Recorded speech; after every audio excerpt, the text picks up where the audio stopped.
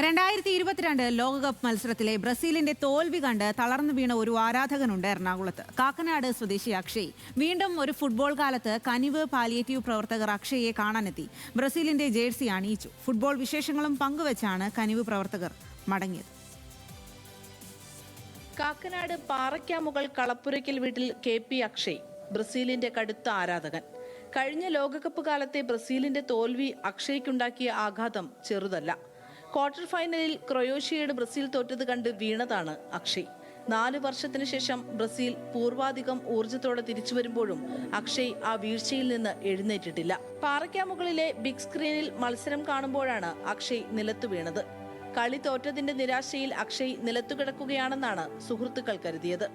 രാവിലെയായിട്ടും അക്ഷയ് എഴുന്നേൽക്കാതെ വന്നതോടെ ആശുപത്രിയിലെത്തിച്ചു.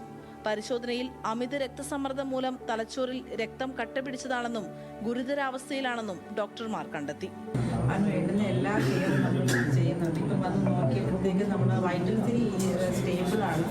അത് നമ്മൾ വിളിക്കുന്നതിന് എല്ലാം റെസ്പോണ്ട് ചെയ്യുന്നുണ്ട്.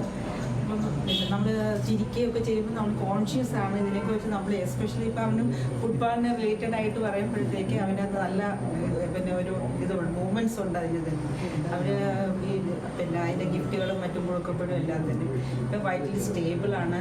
അവന് നല്ല ഔട്ട്പുട്ടുണ്ട്, നല്ലോണം ഫുഡൊക്കെ കഴിച്ചു, എല്ലാ ഇതിലും ഉണ്ട്. നമ്മൾ വെൽ സപ്പോർട്ടാണ് അവൻ കൊടുക്കുന്നത്. ലോകം മുഴുവൻ ലോകകപ്പ് ആവേശത്തിൽ ആഴ്ന്നിറങ്ങുമ്പോൾ അക്ഷയ് ഇതൊന്നും അറിയാതെ വീൽ ചെയറിലാണ്.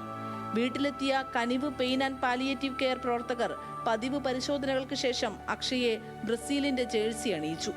ഈ ലോകകപ്പിലെ ബ്രസീലിന്റെ വിശേഷങ്ങളും അക്ഷയോട് പങ്കുവച്ചു. ഫുട്ബോൾ 26-കാരനായ അക്ഷയ്ക്ക് പ്രാണനായിരുന്നു. അക്ഷയ് കളിച്ചു നേടിയ ട്രോഫികളാണ് വീട്ടിലെ ഷെൽഫ് നിറയെ.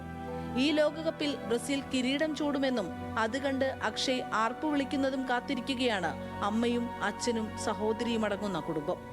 ന്യൂസ് മലയാളം, കൊച്ചി.